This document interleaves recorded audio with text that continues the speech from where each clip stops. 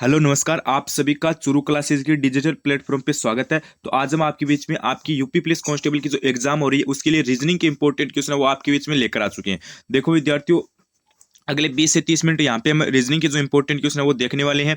और लगभग आपके सभी टाइप के क्वेश्चन यहाँ पे डाले गए हैं, चाहे आप कोई भी टॉपिक देख लो, जैसे कैलेंडर देख लो, कोडिंग डिकोडिंग देख लो, सादृश्यता देख लो, और यहाँ पे आप क्रम प्रेक्षण देख लो, दिशा देख लो, घड़ी देख लो, यानी सभी आपकी रीजनिंग के जितने भी टॉपिक है ना, ठीक है, जो इंपॉर्टेंट टॉपिक है जिनके क्वेश्चन एग्जाम में आ सकते हैं वो सभी टॉपिक के क्वेश्चन इस क्लास में डाले गए हैं।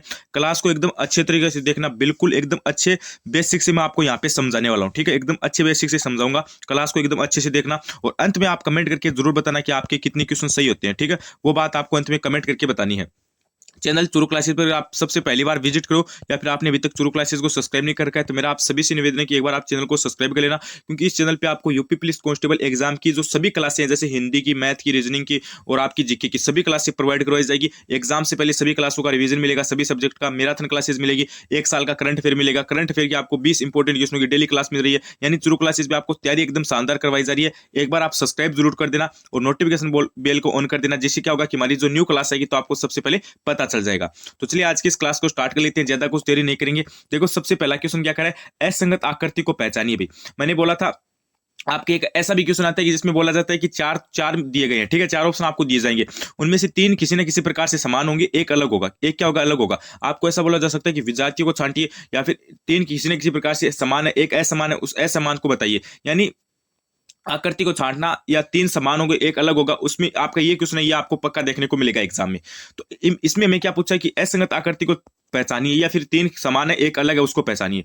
तो यहाँ पे क्या दिया गया है, यहाँ पे हमें EIOX ये चार हमें क्या दिए गए हैं, वर्ड दिए गए हैं, ठीक है। तो इनमें से कौन सा अलग है वो हमें बताना है। देखो भाई, आपको पता है अंग्रेजी में आपके टोटल कितने अक्षर होते हैं, 26 अक्षर होते हैं। गुरुजी कितने अक्षर होते हैं, एक सेकेंड, 26 अक्षर होते हैं आपके, कितने होते हैं, 26 अक्षर होते हैं। अब उनमें से स्वर कितने होते हैं, स्वर आपके होते हैं 5 स्वर। अब आपको पूछ लीजिए स्वर कितने होते हैं, स्वर होते हैं आपके 5। व्यंजन आपके कितने होते हैं, व्यंजन होते हैं आपके 26, सॉरी 21। व्यंजन कितने होते हैं आपके, 21 होते हैं। स्वर कितने होते हैं, 5 होते हैं। एकदम बेसिक से समझाऊंगा, अगर आपको बिल्कुल से भी रीजनिंग नहीं आती है तो आपका नंबर नहीं कटेगा, ठीक है, एकदम अच्छे से देखना भाई। और चैनल को सब्सक्राइब कर देना, एकदम अच्छे से कंप्लीट रीजनिंग और complete Hindi, complete math, complete GK सब कुछ कर लेंगे। तो यहाँ पे देखिए 5 आपके स्वर हो गए, 21 आपके व्यंजन हो गए, ठीक है।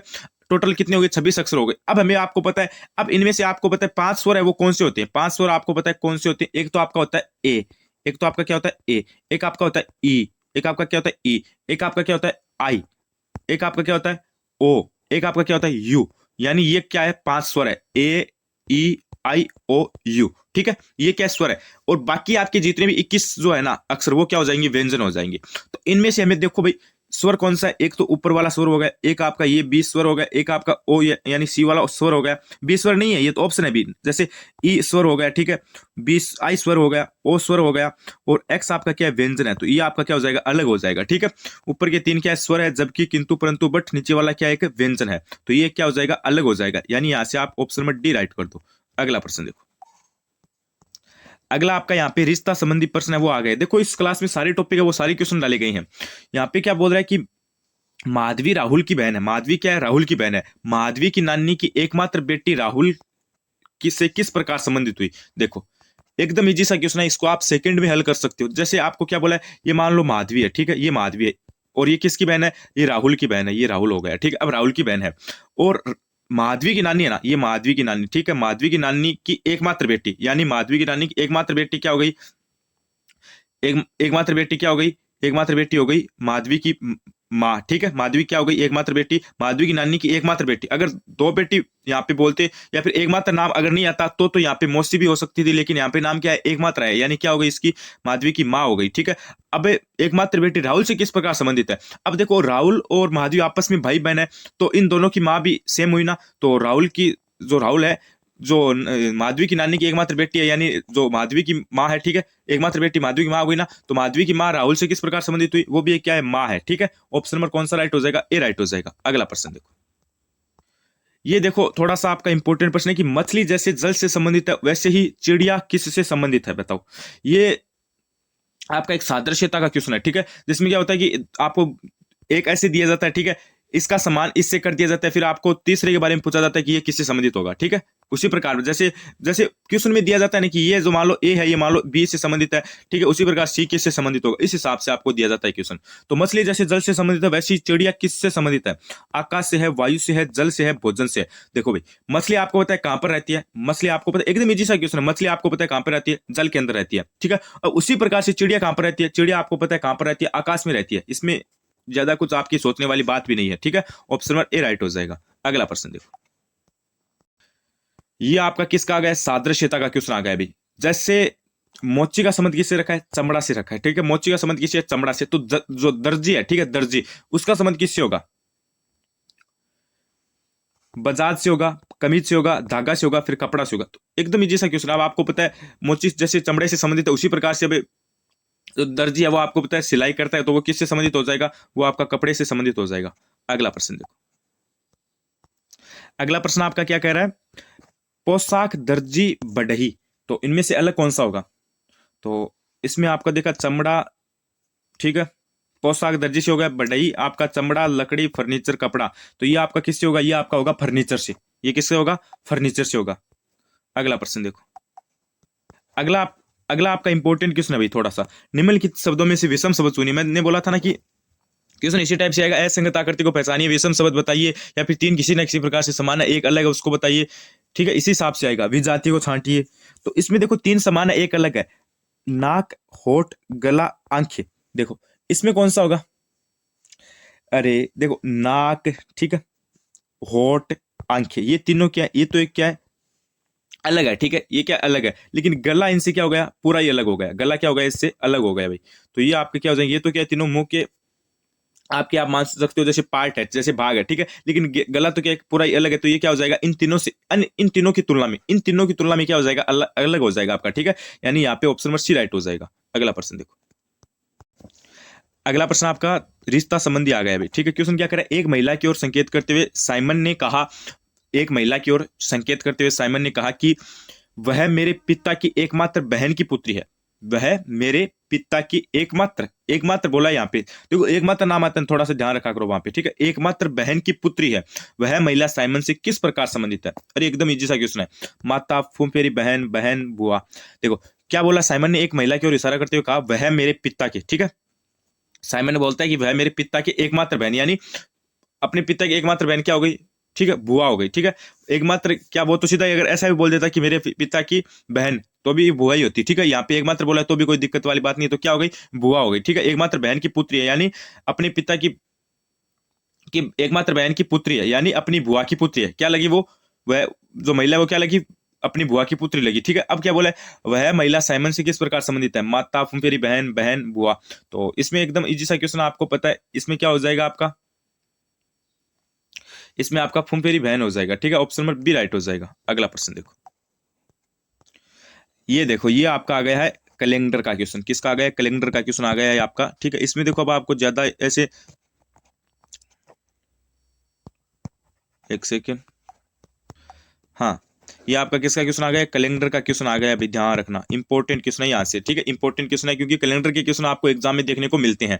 अब आप घबरा मत जाना, ये कैलेंडर का क्वेश्चन हार्ड आते हैं, हाई लेवल के आते हैं, बिल्कुल से भी नहीं आते। यहाँ पे मात्र सेकंडों में हल कर दोगे। ठीक है, एकदम 2-3 सेकंडों में। जैसे क्वेश्चन क्या करे, यदि परसों शुक्रवार था, यदि परसों शुक्रवार था तो आगामी परसों के बाद तीसरा दिन कौन सा होगा। ठीक है, यदि परसों शुक्रवार था तो आगामी यदि परसों शुक्रवार था तो आगामी परसों के बाद तीसरा दिन कौन सा होगा, ये बोला है। जैसे अब आपको पता है परसों शुक्रवार था तो आज क्या रविवार है, एकदम क्वेश्चन से पता चल रहा है देखते ही। तो आगामी परसों कौन सा हो जाएगा, सोम, मंगल, ये आगामी परसों हो गया। ठीक है, ये आगामी परसों हो गया। आगामी परसों के तीसरे दिन, आगामी परसों के तीसरे दिन कौन सा होगा, यदि परसों शुक्रवार था तो आगामी परसों के बाद तीसरा दिन कौन सा, आगामी परसों के बाद यानी तीसरा दिन कौन सा होगा, ये मंगल हो गया, ये आपका बुध। ठीक है, तीसरा दिन हमें पूछा है, आगामी परसों हमारा मंगलवार होगा। अब उसके तीसरे दिन बाद कौन सा दिन होगा, मंगलवार, बुध, उसके बाद गुरु। ठीक है, और उसके बाद शुक्र, यानी यहाँ पे हमारा कौन सा होगा, राइट आंसर शुक्रवार होगा भाई, शुक्रवार। ठीक है, क्वेश्चन को ध्यान से पढ़ लेना। यदि परसों शुक्रवार था, ये परसों शुक्रवार था, यानी आज क्या रविवार है। ठीक है, उसके बाद क्या बोला, तो आगामी परसों के बाद, आगामी परसों कौन सा हो जाएगा, सोम, मंगल, हमारा आगामी परसों हो जाएगा। अब आगामी परसों के 3 दिन बाद, तीसरा दिन, आगामी परसों के बाद तीसरा दिन कौन सा होगा? अब आगामी परसों के बाद बोला है तो ये मंगलवार होगा, मंगलवार के बाद तीसरा दिन कौन सा होगा? बुध, गुरु, शुक्र। एकदम इजी सा क्वेश्चन है, यहाँ पे क्या हो जाएगा? शुक्रवार हो जाएगा।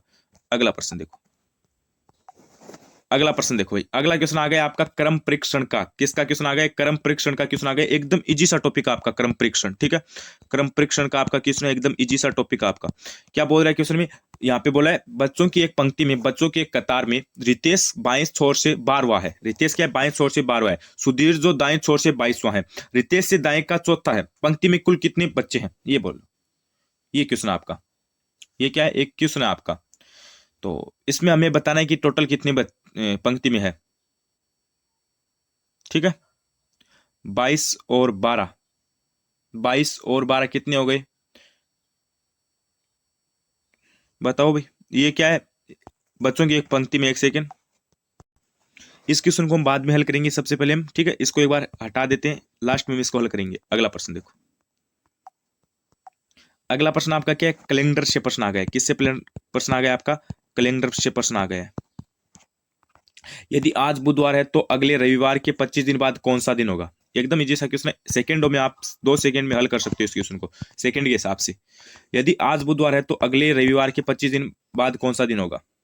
रविवार होगा, सोमवार होगा, बृहस्पतिवार होगा, शनिवार होगा। क्वेश्चन क्या है? यदि आज बुधवार है तो अगले रविवार के 25 दिन बाद कौन सा दिन होगा, ये बताना है हमें।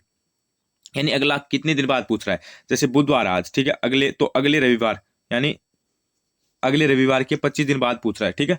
तो देखो इसमें एक बार आप अच्छे से पढ़ो। जैसे आपको पता है 25 दिन तो ये हो गई, ठीक है, 25 दिन तो ये हो गई, ठीक है, 25 ये हो गई, तो इनको पहले 25 को 7 के पहाड़े से काटो भाई। 7 के पहाड़े से काटा तो कितना प्राप्त हुआ? 4 प्राप्त हुआ। हमें यहाँ पे कितने हुए? 4 प्राप्त हुए, ठीक है। उसके बाद देखो बुधवार से रविवार में कितना यहाँ पे टाइम है? बुधवार से रविवार में कितना टाइम है? जैसे एक तो बृहस्पतिवार हो गया, यानी गुरुवार हो गया, एक आपका शुक्रवार हो गया, ठीक है, बृहस्पतिवार, शुक्रवार, शनिवार और रविवार, यानी 4 दिन ये हो गए। 4 दिन ये हो गए ना, 4 दिन ये और 4 दिन वो, यानी 8 दिन बाद हमें पूछ रहा है। 8 दिन को 7 के पहाड़े से काटो तो क्या प्राप्त हुआ? 1 प्राप्त हुआ। अब बुधवार में 1 ऐड कर देना है, तो कौन सा दिन होगा?